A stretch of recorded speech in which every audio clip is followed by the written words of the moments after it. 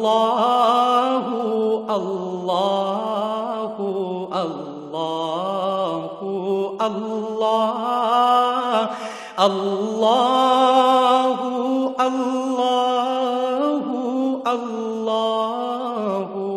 اللہ الحمد للہ رب العالمین والصلاة والسلام علی حبیبہ محمد وآلہ وصحبہ اجمعین اعوذ باللہ من الشیطان الرجیم بسم اللہ الرحمن الرحیم ان الذین یبایعونک انما یبایعون اللہ ید اللہ فوق ایدیہم ومن نکث فانما ینکث علی نفسہ ومن اوفى بما عهد عليه الله فسيؤتيه اجرا عظيما اللهم سبحانك لا علم لنا الا ما علمتنا انك انت العليم الحكيم مولاي صل وسلم دائما ابدا على حبيبك من زانت به الرسل۔ بیعت کے بارے اگلے روز بھی گفتگو ہوئی، آپ کا سوال بھی تھا اور میں نے غالباً یہی کہا تھا کہ بیعت کرنے والے کے پاس بیعت سے پہلے اختیار ہوتا ہے اور یہ ضروری بھی ہے کہ اسے چاہیے کہ وہ تحقیق کرے۔ پہلی بات تو یہ ہے کہ کون سی بیعت وہ کر رہا ہے، اس کے بارے میں نے عرض بھی کیا تھا، اور بیعت کی ساری اقسام اور ان کے بارے دلائل السلوک میں حضرت رحمۃ اللہ تعالی علیہ نے بڑا واضح لکھ بھی دیا ہے، اور بیعت تصوف کے بارے جو کچھ حضرت رحمۃ اللہ تعالی علیہ نے لکھا ہے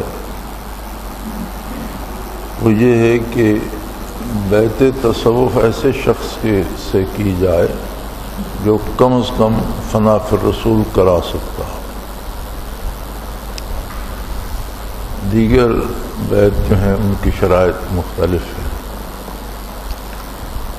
لفظ بیعت جو ہے یہ جو روزمرہ کا آپ کا ایک عام لفظ ہے، بیع و شراء، بیچنا خریدنا، یہ بھی اسی بیع سے مشتق ہے، اور اس کا معنی ہے کہ اپنے آپ کو دوسرے کے ہاتھوں میں سپرد کر دینا، اپنی مرضی ختم کر دینا، اپنی رائے چھوڑ دینا، خود کو بیچ دینا،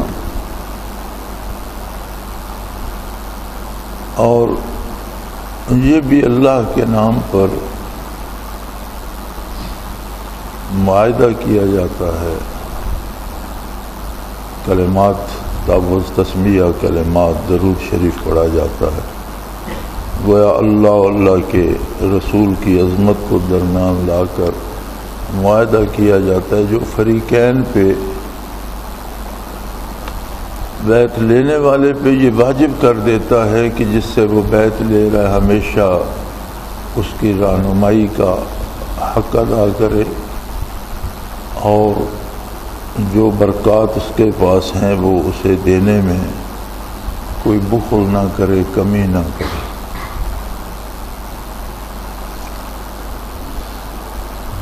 اس لیے شیخ کے سامنے سارے طالب ایک سے ہوتے ہیں، وہ ایک سی توجہ دیتا ہے، ایک سا القاء کرتا ہے، ایک سی تربیت کرتا ہے، ایک جیسی رہنمائی کرتا ہے۔ اب آگے وصول کرنے والا جو ہے، جسے ریسیونگ اینڈ کہتے ہیں، وصول کرنے والے کی اپنی کیفیات ہیں، اس کی اپنی ڈیووشن ہے، اس کی اپنی ایک استعداد ہے قبول کرنے کی بھی اور اطاعت کرنے کی بھی۔ تو جس قدر خلوص سے، دل کی گہرائی سے وہ اطاعت کر رہا ہوتا ہے، اس قدر اس کی قبول کرنے کی، وصول کرنے کی استطاعت بڑھتی ہے، اور جتنی وصول کرنے کی استطاعت ہوتی ہے اتنی برکات نصیب ہوتی رہتی ہے۔ انسانی اوصاف کسی بھی لمحے بدل سکتے ہیں.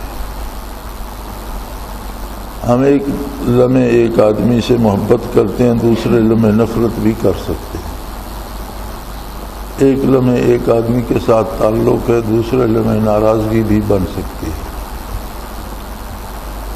تو یہ برکات کا تعلق اور رسول برکات کا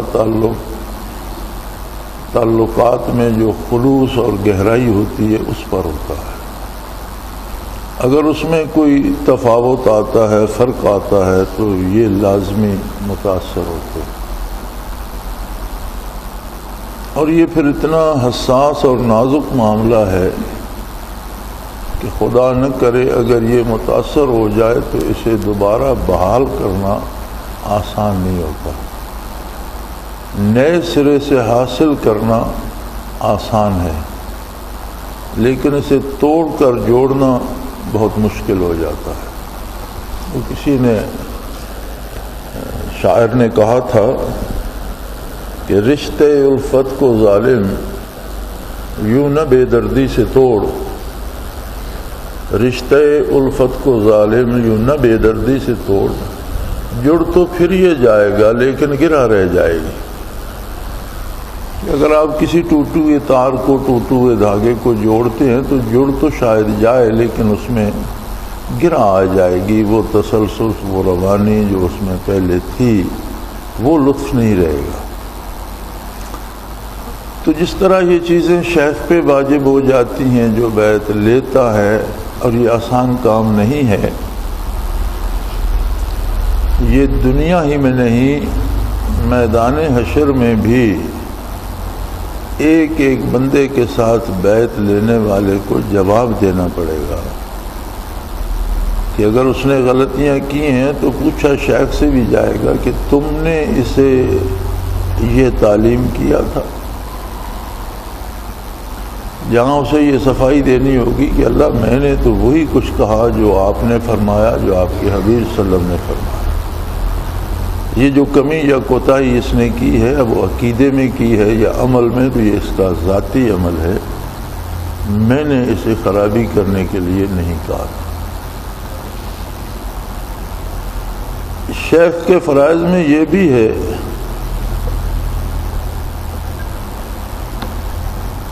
کہ وہ اپنے مفاد یا اپنے ذاتی مفاد کو لوگوں کے ساتھ وابستہ نہ کرے، کیونکہ اس نے بیعت روزی کمانے کے لیے نہیں لی.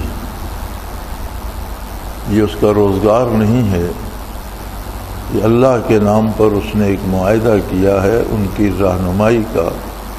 اور بیعت تصوف میں تو اور ذمہ داری بڑھ جاتی ہے کہ نہ صرف ظاہری رہنمائی کرے بلکہ جو فیوضات قلبی ہیں، بارگاہ نبوت کی برکات ہیں، وہ بھی ان تک پہنچائے. اور ان کا اصول یہ ہے کہ جو انبیاء علیہ الصلوۃ والسلام کے ضمن میں قرآن کریم نے متعدد بار کہا ہے کہ ما اسالکم علیہ اجر، اکثر انبیاء نے، خود نبی کریم صلی اللہ علیہ وسلم نے بھی یہ اعلان فرما اسال علیکم اجرا، میں تم سے اس کا کوئی معاوضہ نہیں چاہتا.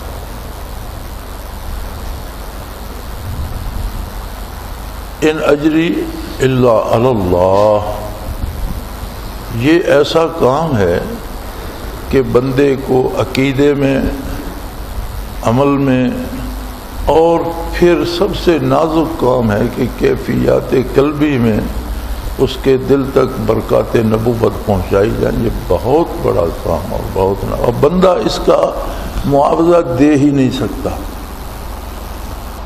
کوئی بندہ برکات نبوت کو خریدنے کی طاقت نہیں رکھتا. دنیا و مافیہ ساری دولت بھی جمع کر دی جائے تو اس ایک کرن کا معاوضہ نہیں بن سکتی جو قلب اثر سے آتی ہے. سو نبی کریم صلی اللہ علیہ وسلم نے بھی فرمایا کہ ان اجری اللہ علی اللہ. انبیاء سابقین کے بارے بھی قرآن کریم میں متعدد جگہ ہے کہ ہمارا معاوضہ اللہ دے گا، یہ اللہ ہی دے سکتا ہے.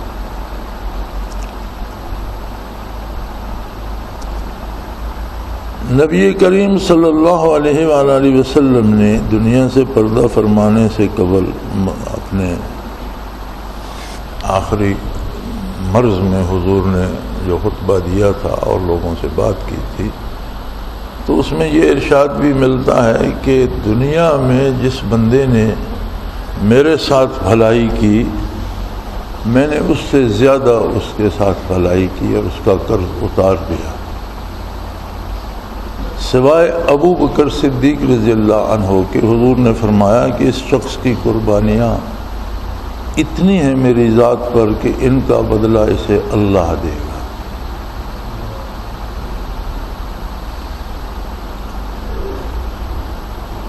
تو جو احسانات انبیاء کے ہوتے ہیں ان کا بدلہ امتی نہیں دے سکتا۔ اسی طرح شیخ جو یہ نعمت پہنچانے کا سبب بنتا ہے، وہ معاوضے سے اس کا حق ادا نہیں ہوتا، اور اگر وہ حق پر ہے تو وہ معاوضہ طلب بھی نہیں کرے گا۔ اگر وہ دنیا چاہتا ہے یا معاوضہ چاہتا ہے یا پیسے جمع کرنا چاہتا ہے تو اس کا مطلب ہے کہ وہ حق پر نہیں ہے، اس نے دنیا داری کا ایک ذریعہ بنا لیا ہے کہ لوگوں کو اکٹھا کر کے۔ اور آپ دیکھتے ہیں چونکہ جتنی بھی کوئی چیز قیمتی ہوتی ہے اتنی اس کی نقل بھی ہوتی ہے بازار میں، اور پھر اگر وہ کم یاب بھی ہو، کم ملتی ہو تو اور زیادہ نقل آ جاتی ہے۔ تو تصوف کی نقل بازار میں اتنی آئی کہ ہمارے دانشور حضرات نے اور بیشتر علماء نے اس کا انکار ہی کر دیا اور ابھی تک کیے جا رہے ہیں۔ ان کے انکار کا بنیادی سبب عدم تحقیق ہے اور نقلی صوفیوں کا کردار ہے۔ تو اگر نقل عام ہو جائے تو اس کا مطلب یہ نہیں کہ اصل شے سے انکار کر دیا جائے، وہ نقل خود اس شے کا ثبوت ہوتی ہے کہ یہ چیز ہے تب اس کی نقل آ رہی ہے۔ کسی بھی چیز کی نقل اگر بازار میں ملتی ہے اور آپ کہتے ہیں کہ یہ فراڈ ہے تو اس کا مطلب ہے کہ وہ نقل تب بھی ہے کہ کہیں اصل بھی ہوگی۔ تو اس کا جو رویہ یہ اپنایا گیا کہ اس سے انکار کر دیا جائے وہ صحیح نہیں ہے، بلکہ نقل کا ہونا اصل کے وجود کی دلیل ہے۔ تو حق تو یہ ہے کہ بجائے انکار کے اصل کو تلاش کیا جائے کہ اگر نقل ہے تو کہیں تو اصل بھی ہوگی۔ اور جتنے بندے مخلصین تھے اور اللہ کے طالب تھے انہوں نے یہی کیا۔ اسباب و ذرائع سفر کے نہیں تھے، پیدل سفر تھا اور بہت مشکل تھا، لیکن لوگوں نے اس کی تلاش میں کئی ممالک چھان مارے، مختلف مشائخ کے پاس گئے، بڑے بڑے لمبے سفر کیے لوگوں نے، اس لیے کہ ان کے دل میں طلب تھی اور وہ نقل کو دیکھ کر مطمئن نہیں ہوئے اور اصل کی تلاش میں سرگرداں رہے۔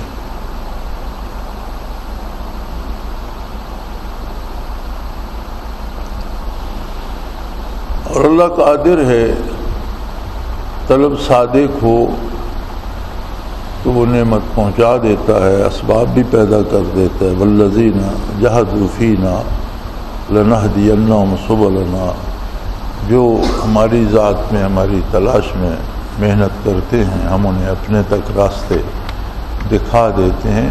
مفسرین کرام اس آیہ کریمہ کے تحت لکھتے ہیں کہ یہ راستے ایسے ہی ہوتے ہیں کہ انہیں اپنے بندوں سے ملا دیتا ہے، ایسے لوگوں سے ملا دیتا ہے جو اس کی رہنمائی کرتے ہیں، اس تک وہ چیزیں پہنچاتے ہیں۔ تو بیعت سے یہ فرائض تو شیخ پر عائد ہوتے ہیں، بیعت کرنے والے پر اس سے زیادہ عائد۔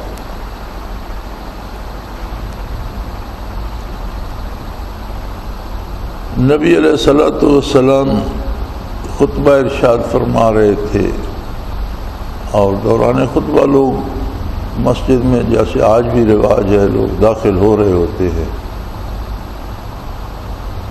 تو حضور اکرم صلی اللہ علیہ وسلم نے فرمایا بیٹھ جاؤ۔ جو جہاں تھا بیٹھ گیا۔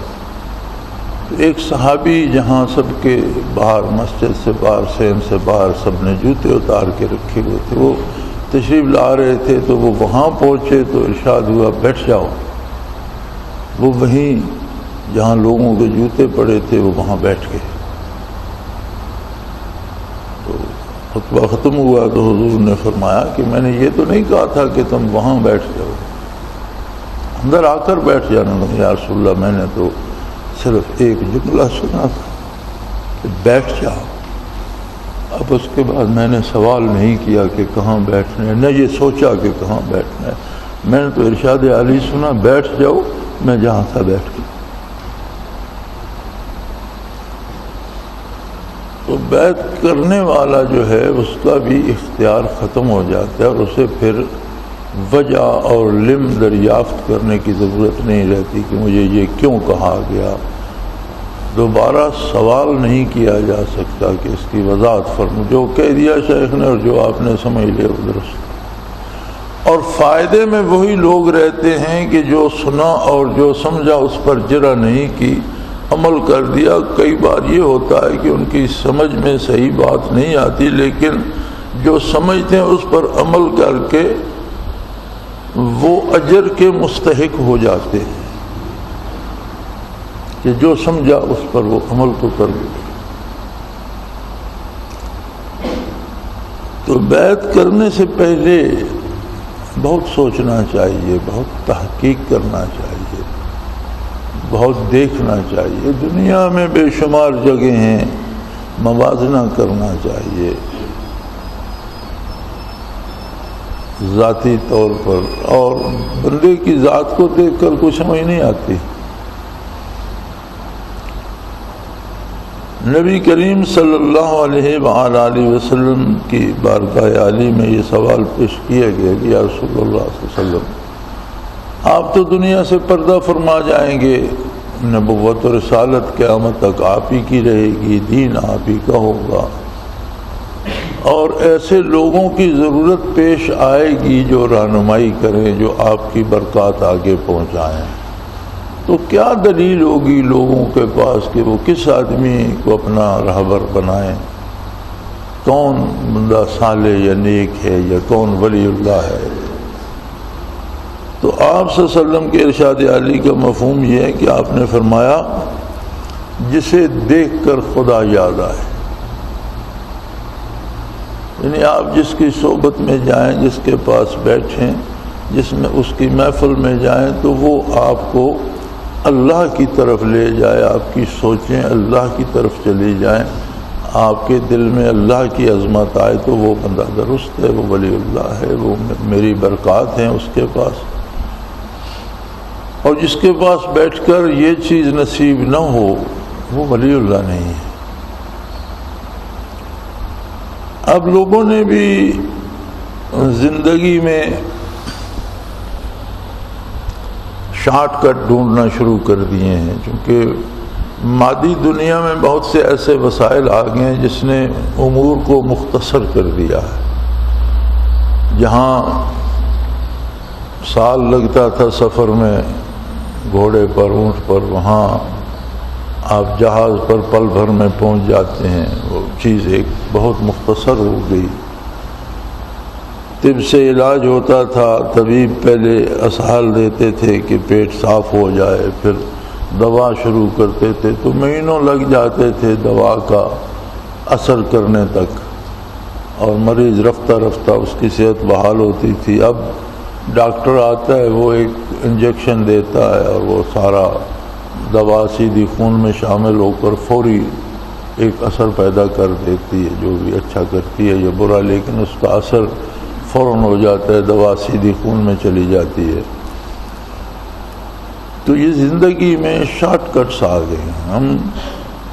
ہم نے دیکھا کہ ہماری بڑی دادیاں اور جو تھیں اگلے ہماری جو پھپھیاں جو تھیں، خالائیں جو تھیں، وہ سارا دن سوت کاتا کرتی تھیں، پھر اسے وہ ایک خاص شیپ دیتی، پھر وہ کپڑا بننے والوں کو دیا جاتا، پھر وہ کپڑا بن کر دیتے، پھر وہ دھوبی کے پاس جاتا، پھر اسے وہ صاف کر کے ابال کے دھو کے صاف کر کے دیتا، تو پھر وہ کپڑے سوئی دھاگے سے گھر میں بیٹھ کر سیا کرتی تھیں، تو ہر آدمی کا وہی لباس ہوتا تھا۔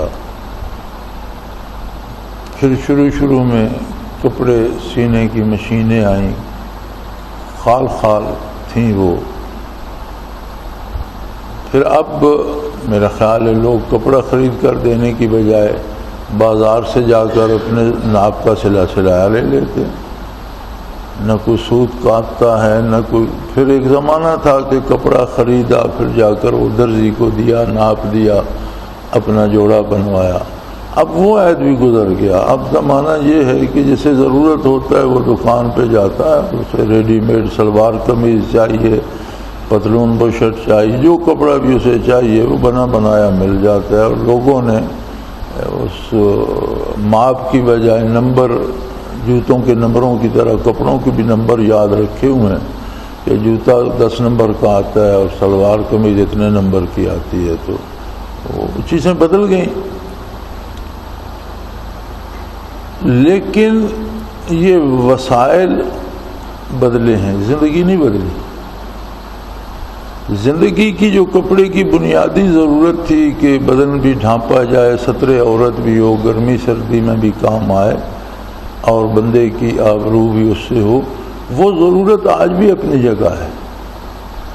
نہ انسان بدلا ہے نہ اس کی ضرورت بدلی ہے۔ ضرورت کی تکمیل کے ذرائع بدلے ہیں کہ پہلے ضرورت کس طرح پوری کی جاتی تھی، اب کس طرح اس میں تیزی آ گئی ہے۔ یہ جو کہا جاتا ہے نا کہ زمانہ نہیں بدلا، انسان نہیں بدلا، انسان کی ضرورتیں نہیں بدلیں۔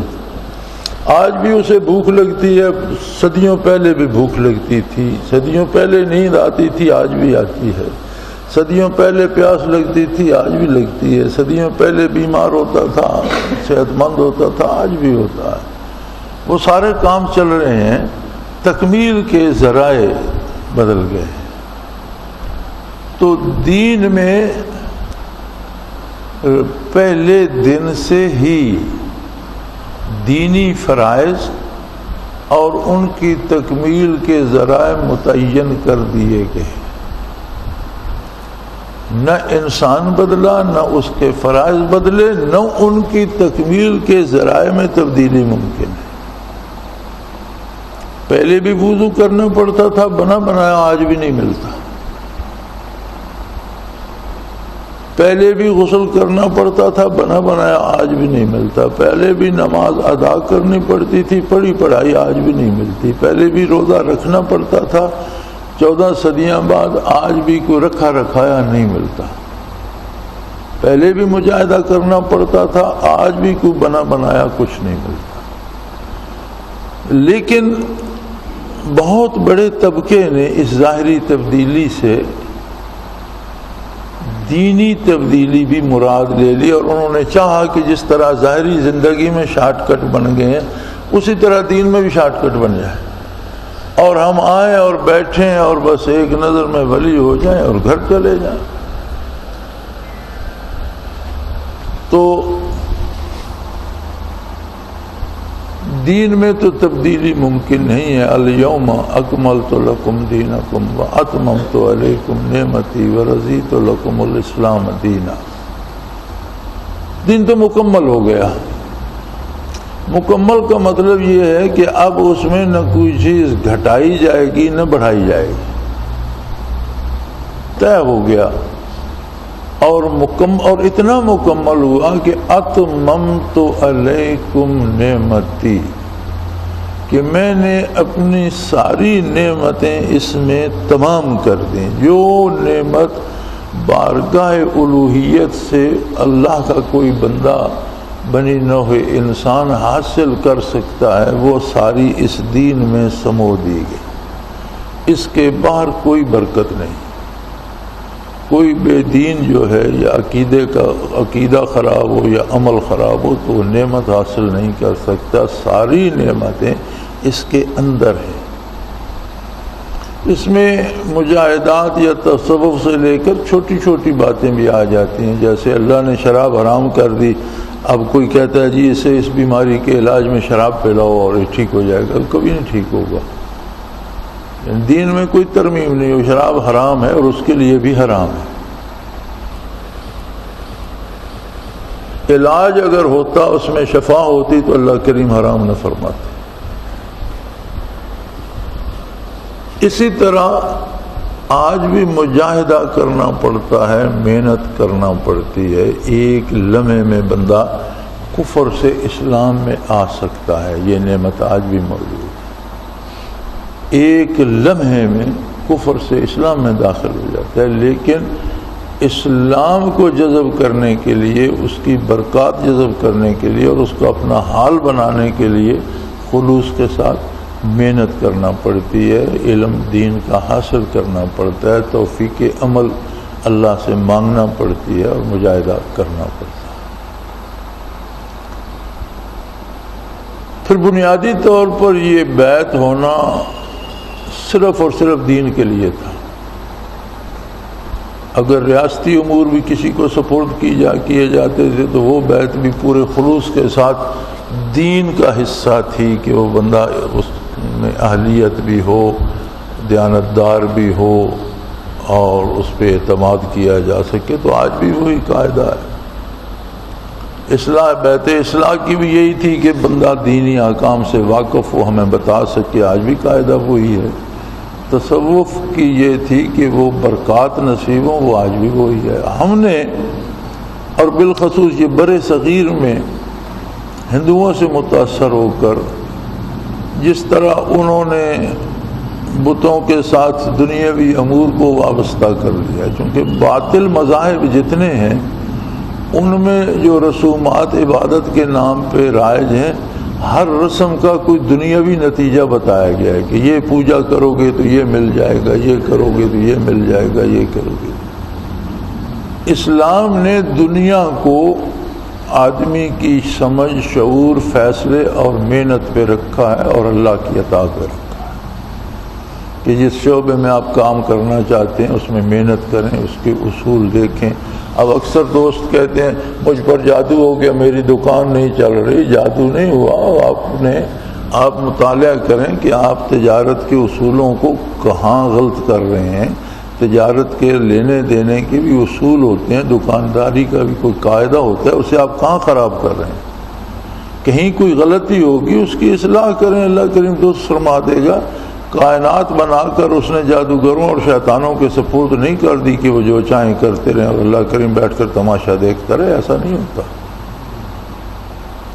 صحت خراب ہو جائے تو کوئی یہ نہیں سوچتا کہ میرے موافق کوئی سبزی، دال، گوشت موافق کیا ہے اور کون سی چیز مجھے تکلیف دیتی ہے اس سے پرہیز کر لوں، نہیں، بس مجھ پر کسی نے جادو کر دیا، خود بد پرہیزی کیے جا رہا ہے، بیمار ہوئے جا رہا ہے۔ تو یہ سوچنے کی تکلیف نہیں کرتے وہ جادو کر دیا، بیمار ہو گئے ہوں، کمال ہے بھائی۔ اسی طرح بنیادی غلطی تو یہ ہوئی کہ ہم نے دنیاوی امور کو شیخ سے وابستہ کر دیا۔ برکات ہوتی ہیں نیکی کی بھی، نیک لوگوں کی بھی، لیکن وہ شرط نہیں ہوتی۔ وہ ایک چیز کے جو زائد فوائد ہوتے ہیں جو ضروری نہیں ہوتے، جسے آپ بائی پروڈکٹ کہتے ہیں کہ اصل مقصد نہیں ہوتے، اس سے اتفاقاً ہوتے ہیں وہ فائدے۔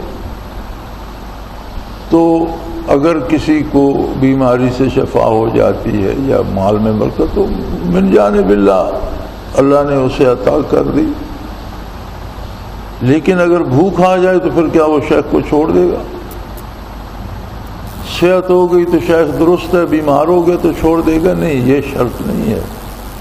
شرط بیعت کی صرف یہ ہے کہ وہاں سے دینی علم ملے، قلبی کیفیات ملیں، اطاعت الہی کی توفیق۔ فائدے بھی ہوتے ہیں، دنیاوی فائدے بھی ہوتے ہیں اور بہت زیادہ ہوتے ہیں۔ ہم نے تو زندگی بھر تجربہ بھی کیا ہے،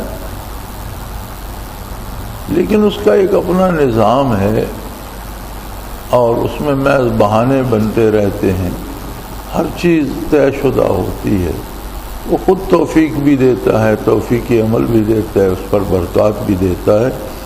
تو بیعت کی شرط یہ ہے کہ نیک بات ملے، دل میں نیکی کی کیفیات آئیں، نیکی کی کیفیت بڑھے۔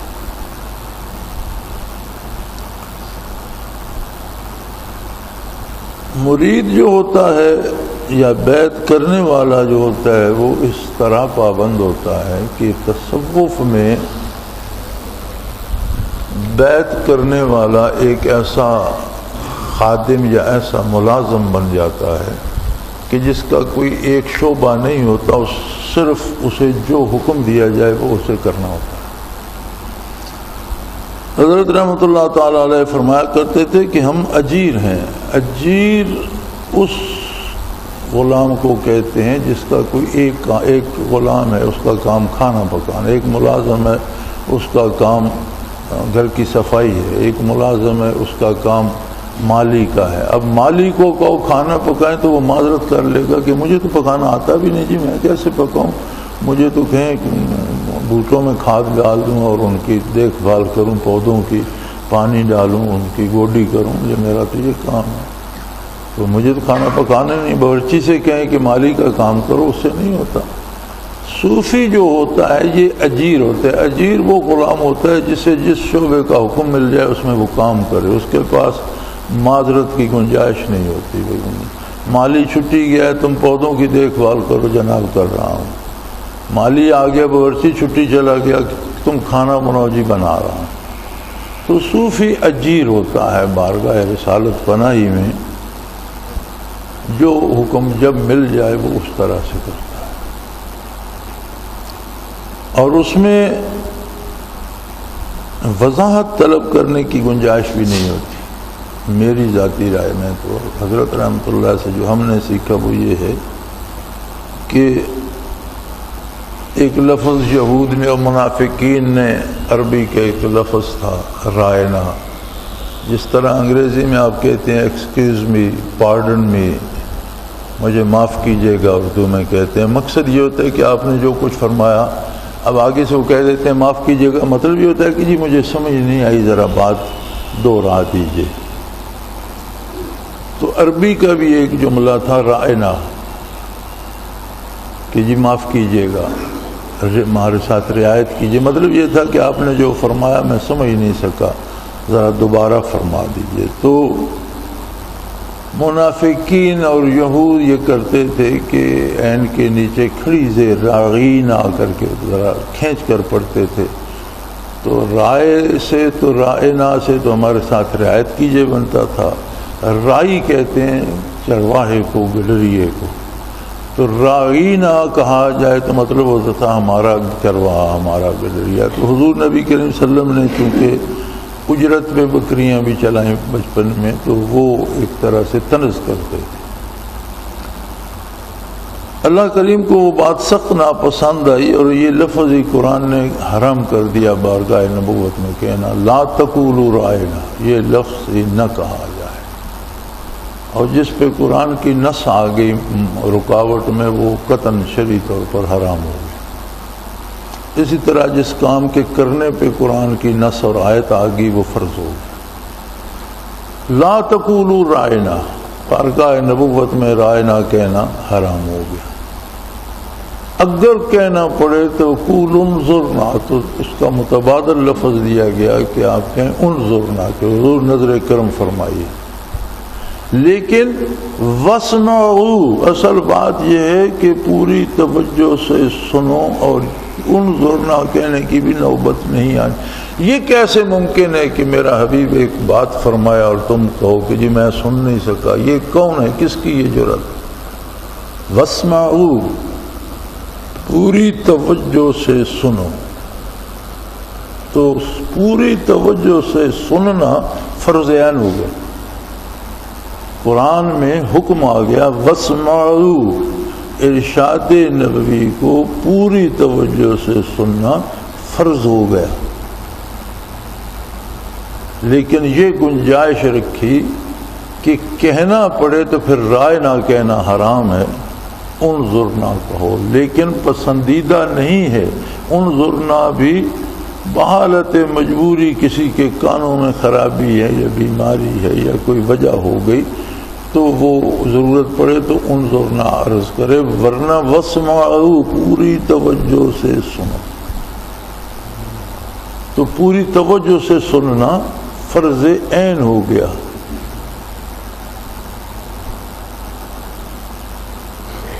تصوف میں شیخ اور مرید کا یہی عالم ہوتا ہے کہ وہ وجہ دریافت نہیں کرتا، وہ حکم سنتا ہے اور اس کی اطاعت کرتا ہے، کیونکہ اس پہ سننا ہی فرض ہو گیا ہے۔ عمل کرنا تو بدرجہ اولا فرض ہو جائے گا کہ جس شخص کی بات سننا فرض ہے، جس ہستی کی بات سننا فرض عین ہے، اس کے بعد ماننے نہ ماننے کا اختیار تو ختم ہو گیا۔ سننا ہی فرض عین ہے تو مانے گا کیسے نہیں؟ اور اس میں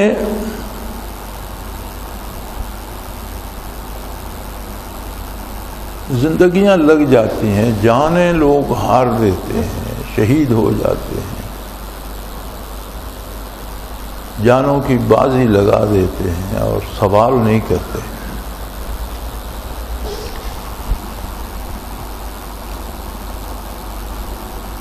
برزخ میں یا کشفن کسی کو کسی بات کی سمجھ آئے تو صوفی کا کشف درست ہے، اور اگر شریعت کی حدود کے اندر ہو تو وہ حکم بن جاتا ہے۔ ایک ہی گنجائش ہے کہ جو کشف ہو اگر وہ شریعت کے حکم کے خلاف ہو تو کشف میں غلطی نہیں ہے، صوفی کو سمجھنے میں غلطی لگ رہی ہے۔ کوئی بھی حکم شریعت کے خلاف بزرگان دین یا مشائخ عظام نہیں دیتے۔ اگر کوئی غلط سمجھ آ رہا ہے تو سمجھنے والے کو غلطی لگ گئی، اور نبی کا کشف پوری امت پر ماننا فرض ہو جاتا ہے۔ ولی کا کشف جو ہے، ولی خود اس کا مکلف ہے پوری دیانتداری کے ساتھ، دوسرا کوئی اس کا مکلف ہے۔ صاحب کشف، یہ جو ساتھی بعض لوگوں کے مکاشفات ہوتے ہیں تو ان کے گرد جمع ہو رہتے ہیں، وہ یہ پوچھ دو، یہ تمہارے پوچھنے کا کیا، تم تو ان کے کشف کے مکلف ہی نہیں ہو، وہ خود صرف مکلف ہے، تو تمہیں پوچھنے سے کیا حاصل ہوگا؟ آپ کے لیے تو اس کی کوئی اہمیت نہیں ہے۔ خود استعداد پیدا کرو، محنت کرو۔ تو کسی سے اگر پوچھو گے یا آپ آپ کو وہ بتانا شروع کر دے گا تو آپ بھی جاہل ہیں، وہ بھی جاہل ہے۔ کوئی ولی اپنے مشاہدات دوسرے کو بتا کر رائے نہیں دے سکتا، اس کی اجازت نہیں ہے، نہ دوسروں کے لیے اس کا کشف حجت ہے۔ اس کی اپنی ذات کے لیے وہ حجت شرعی ہے اگر شرعی حدود کے اندر شریعت سے ٹکرائے تو پھر اسے سمجھنے میں غلطی لگ رہی ہے، اس پر عمل نہیں کرے گا۔ خلاف شریعت کسی عمل کی کوئی گنجائش نہیں ہے کہ مجھے کشف سے یہ سمجھ آیا میں ایسا کر رہا ہوں، یہ جائز نہیں۔ عمل شریعت پر ہوگا۔ شریعت کے اندر کچھ چیزیں ہیں جن کا اختیار بندے کے اپنے پاس ہوتا ہے، اس میں اگر اسے کشفن سمجھ آتا ہے کہ مجھے ایسا کرنا ہے، ایسا نہیں کرنا، تو جو صاحب کشف ہے وہ خود اس کا مکلف ہے، دوسرا نہیں۔ اس لیے کسی صاحب کشف سے اپنے بارے پوچھنا اور اپنے امور کے بارے پوچھنا جہالت ہے، اور اگر وہ بتانا شروع کر دیتا ہے تو وہ پوچھنے والے سے بھی بڑا جاہل ہے کہ اس کا کشف تو اس کے لیے حجت ہی نہیں، تو پھر اسے بتانے کی کیا ضرورت ہے اور اسے پوچھنے کی کیا ضرورت ہے۔ تو میں عموماً اس کی حوصلہ شکنی اس لیے کرتا رہتا ہوں کہ ہم رسومات میں نہ پڑیں، حقائق پہ رہیں۔ یہ نہیں کہ میں کسی جسے اللہ کریم مشاہدہ دیتا ہے اس کا لحاظ نہیں کرتا یا اس کا احترام نہیں کرتا یا اسے نہیں اچھا، یہ ایسی بات نہیں ہے۔ بات یہ ہے کہ اگر کسی کو کشف ہوتا ہے اور وہ شرعی حدود کے اندر ہوتا ہے تو وہ اس کے اپنے لیے ہے، بات ختم ہو، دوسرے کے لیے تو حجت ہی نہیں۔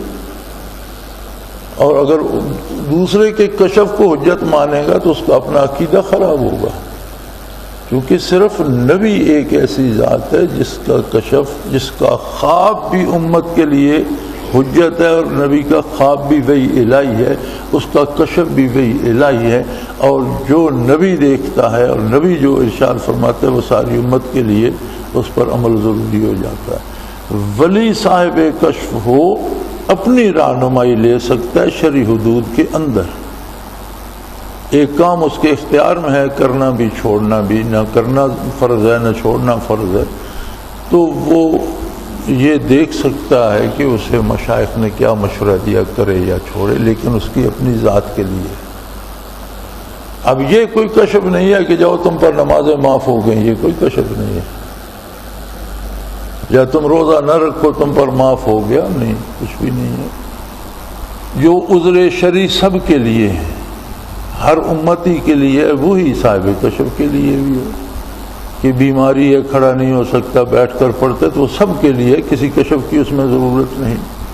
روزہ نہیں رکھ سکتا، عمر رسیدہ ہے، بیماری ایسی ہے تو اس کا فدیہ دے، تو وہ ایک ولی کے لیے نہیں، سب کے لیے، ہر مسلمان کے لیے جو رعایت ہے وہی اس کے لیے بھی ہے۔ وہ ظاہر شرعی احکام ہے، اس میں کشف کو دخل نہیں۔ لیکن یہ ضرور ہوتا ہے کہ غالباً اب 5 سال ہونے کو آئے ہیں، یہ ایسا نازک معاملہ اور ایسا نازک رشتہ ہوتا ہے کہ مجھے میرے شیخ نے فرمایا کہ اب تم سفر چھوڑ دو، باہر نہیں جاؤ۔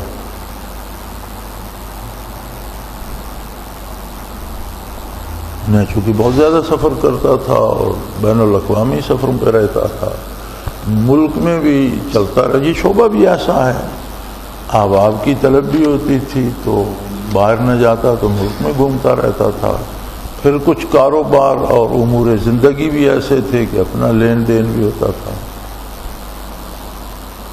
میں نے سمجھا مجھے شاید سمجھنے میں غلطی لگ رہی ہے، یہ کیسے ہو سکتا ہے کہ بندہ کہیں نہ جائے۔ تو ایک دن غالباً پنڈی جانا تھا، شاید مجھے یاد نہیں، لیکن جیسے مجھے یاد پڑتا ہے جانا شاید پنڈی ہی تھا۔ تو میں جہاں تک مجھے اجازت جس حد تک تھی جانے کی، وہاں تک تو گاڑی بڑے زور سے گئی، آگے نکلا تو گاڑی گرم ہو گئی، بند ہو گئی۔ تو عموماً گاڑی الحمدللہ میں شروع سے مناسب رکھتا ہوں، اور میرے پاس اب میری عادت بھی ہے، سنبھال کے بھی رکھتا ہوں، صاف ستھری بھی رکھتا ہوں، انجن وغیرہ ٹائر ٹیوب ٹھیک رکھتا ہوں، یہ میرا مزاج ہے۔ میرے پاس 10 سال بھی گاڑی رہے، جیسی آئے ویسی ہوتی ہے، صاف ستھری۔ تو مجھے سمجھ نہ آئے کہ اس طرح اس کو کرنا نہیں چاہیے، گاڑی ٹھیک ٹھاک ہے، اس کا انجن ٹھیک ٹھاک ہے۔ دیکھا بالا سل ہمارا سٹارٹ ہوگی، بھی آگے چلو، گاڑی بند ہو گئی، کمال ہے۔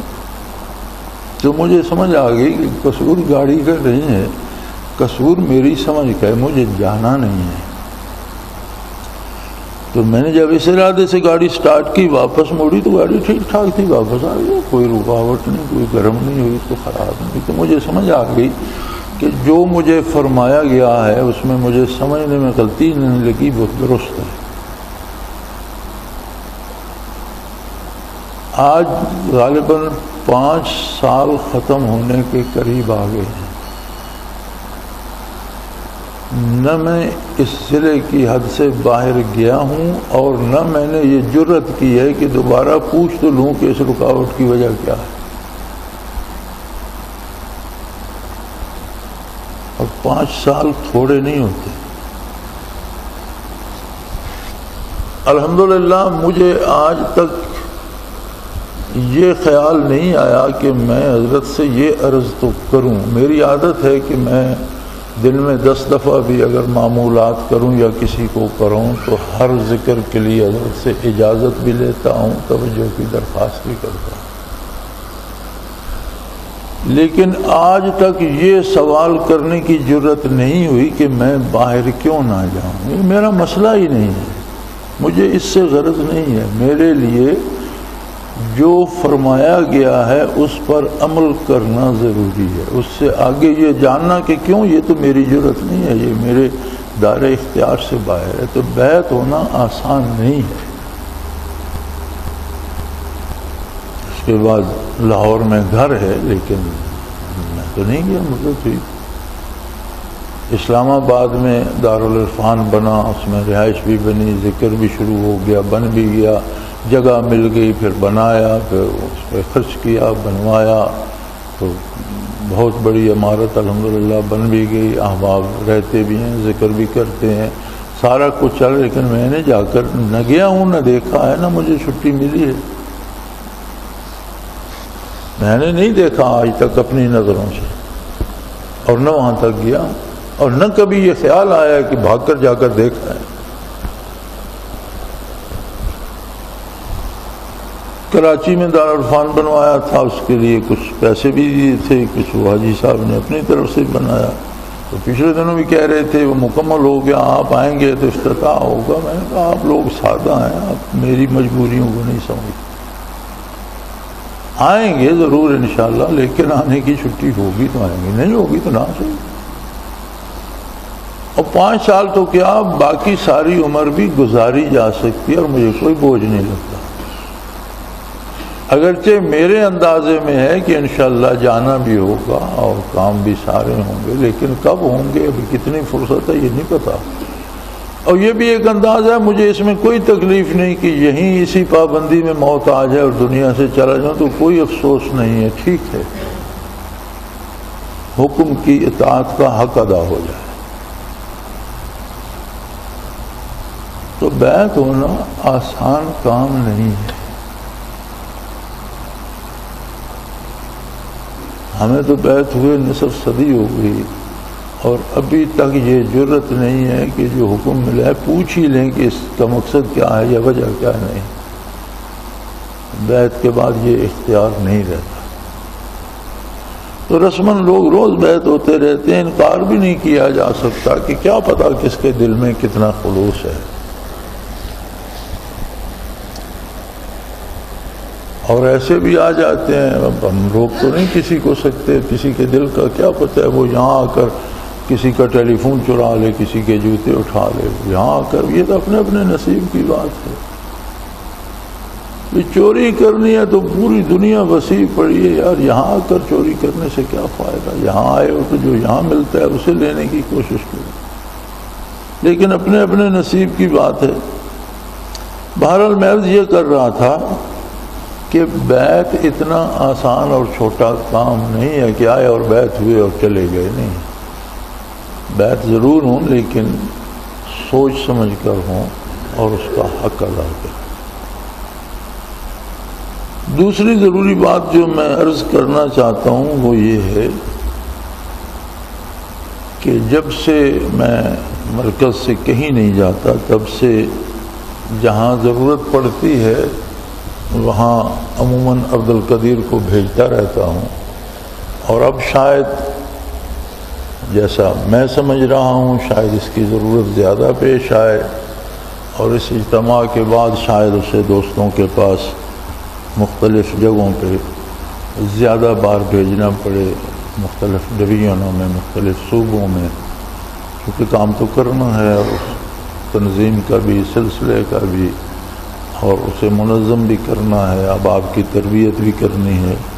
تو میں یہ واضح کر دوں کہ جب تک میں مرکز میں بیٹھا ہوں، وہ جہاں بھی عبدالقدیر جائے گا تو وہ میرا قائم مقام ہو کر جائے گا،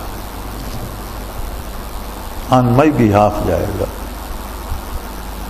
تو مجازین حضرات یا تنظیم کے عمراء حضرات اس بات کا لحاظ رکھیں گے کہ اسے اس کی حیثیت سے نہیں دیکھیں گے، اگر تنظیمی امور میں یا جماعت کے اذکار کے امور میں وہ کہیں جاتا ہے تو ذکر کرائے گا تو وہی فائدہ ہوگا جو میرے ذکر کرانے سے ہوگا۔ تنظیمی امور میں کوئی فیصلہ کرے گا تو اسے میرا فیصلہ سمجھا جائے گا، کیونکہ میں اسے اپنا قائم مقام بنا کر بھیجتا ہوں۔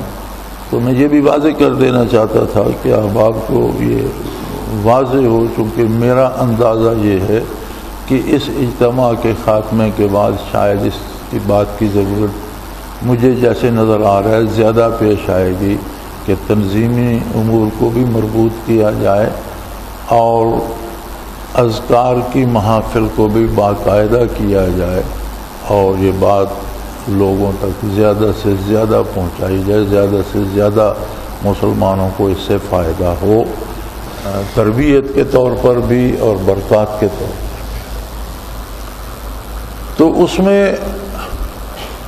مجھ میں تو یہ ہمت نہیں کہ میں پوچھوں مجھے کب چھٹی ملے گی، جب چھٹی ملے گی مل جائے گی، لیکن ابھی شاید اس میں کچھ عرصہ باقی ہے۔ یہ میری اپنی جو نظر ہے یا جو اپنی سمجھ ہے، میں اس سے بات کر رہا ہوں، اور یہ شاید ضرور ہوگا کہ ضرورت ہوگی باہر کام کی، اور ہے۔ تو جو آپ بار بار مجھے لکھتے ہیں اور کہتے ہیں کہ جی آپ تشریف لائیں، وہ اس مسئلے کو سمجھ لیں، یہ میں ان کے لیے وضاحت کر رہا ہوں کہ جب مجھے آنا ہوگا تو مجھے آپ کی دعوت کی ضرورت نہیں ہوگی، میں آپ کو اطلاع کروں گا کہ فلاں فلاں دن میں فلاں جگہ ہوں، کیونکہ میری ڈیوٹی ہے، مجھے آپ کی دعوت کی انتظار نہیں ہوگی۔ اور جب تک میں نہیں آ سکتا، آپ ایک دعوت نہیں 50 دعوتیں، وہ فضول ہے، اس کی کوئی حیثیت نہیں۔ تو میری دانست میں جو بات ہے وہ یہ ہے کہ اس اجتماع کے بعد تنظیم کو بھی اور سلسلے کو بھی اور محافل ذکر کو بھی ایک نئی روح ڈالنے کی اور انہیں باقاعدہ کرنے کی، منظم کرنے کی زیادہ ضرورت ہے۔ آنے والے وقت کے لیے زیادہ سے زیادہ وہ لوگ چاہیے جن کے دل روشن ہوں، اور زیادہ سے زیادہ وہ لوگ چاہیے جو ڈسپلنڈ ہوں اور ایک آواروں کا ہجوم نہ ہو، منظم ہوں اور ایک بے لگام ہجوم نہ ہو۔ تو اس کے لیے شاید جگہ جگہ جانا پڑے۔ تو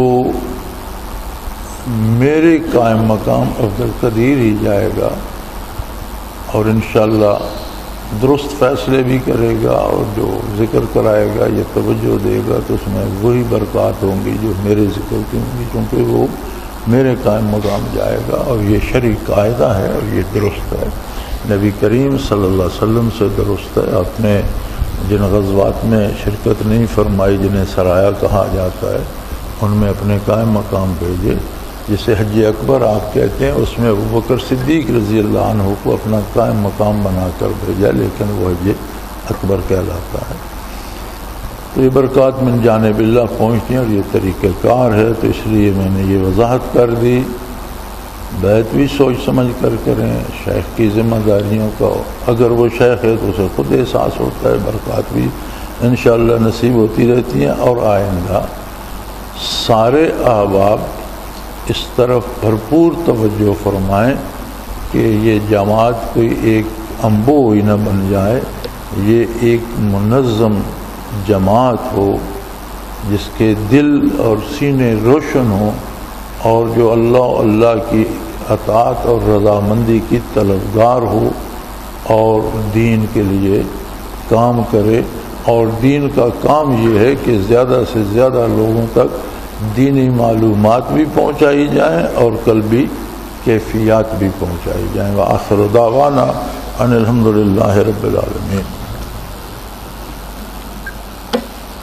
الحمدللہ رب العالمین والصلاة والسلام علی حبیبہ محمد وآلہ وسلم۔ اللہم ربنا لا تقتلنا بغضبک ولا تہلکنا بعذابک واغفرنا قبل الظالمین۔ اللہم ربنا لا تسلط علینا من لا یرحمنا، انت ولینا فی سفرنا وحضرنا فی مالنا واہلنا، انت ولینا فی الدنیا والآخرہ، توفنا مسلمین والحقنا بالصالحین۔ اللہم انصر الاسلام والمسلمین، اللہم اید الاسلام والمسلمین، اللہم اید المسلمین علی کل شیء قدیر۔ وصلی اللہ تعالی علی حبیبہ محمد برحمتک۔ اللہ اللہ اللہ اللہ اللہ اللہ اللہ اللہ۔ حضرت امیر محمد اکرم آبان مد ذلہ العالی دارالعرفان منارہ ضلع چکوال میں سالہ سال سے قرآن و حدیث کے اوپر خطابات کر رہے ہیں اور سلسلہ نقشبندیہ اویسیہ کے مطابق لوگوں کو ذکر الہی کی تربیت دے رہے ہیں۔ وہ قرآن پاک کی تفسیر ترتیب وار بیان کر رہے ہیں۔ تفسیر قرآن کو وہ موجودہ ملکی اور بین الاقوامی حالات کے مطابق بیان کرتے ہیں۔ موٹر وے سے کلر کہار کے انٹرچینج سے نکلتے ہوئے کلر کہار کی جھیل سے ہوتے ہوئے میانی، بوچھال اور نور پور سے گزرتے ہوئے دارالعرفان منارہ پہنچ سکتے ہیں۔ حضرت امیر محمد اکرم آوان نے بچیوں اور بچوں کی دینی اور دنیاوی تعلیم کے لیے سقارہ اکیڈمی کے نام سے ایک درسگاہ بھی قائم کی ہے، جس کا افتتاح ملک پاکستان کے صدر جنرل محمد ضیاء الحق نے اپنے دست مبارک سے کیا تھا۔ وہ تمام احباب جو اسلام کی طلب رکھتے ہیں ان سے گزارش ہے کہ دارالعرفان منارہ ضلع چکوال میں امیر محمد اکرم آوان صاحب کے خطابات سے مستفید ہوں۔ وہ ہر جمعے کو نماز سے پہلے بیان فرماتے ہیں۔ ہر ماہ کی پہلی اتوار کو ماہانہ اجتماع ہوتا ہے جس میں آپ خصوصی خطاب فرماتے ہیں اور پاکستان کے چاروں صوبوں سے احباب اس اجتماع میں شرکت کرتے ہیں۔ اس کے علاوہ یہاں سال میں 2 مرکزی اجتماعات بھی ہوتے ہیں، ایک رمضان المبارک میں اعتکاف کا اجتماع اور دوسرا جولائی اور اگست میں 40 دن کا اجتماع ہوتا ہے جس میں روحانی تربیت کی جاتی ہے۔ اپنا خون سیماب دے کر اتنا ہم کر جائیں گے، نام آقا کا چمن میں پھر رقم کر جائیں گے۔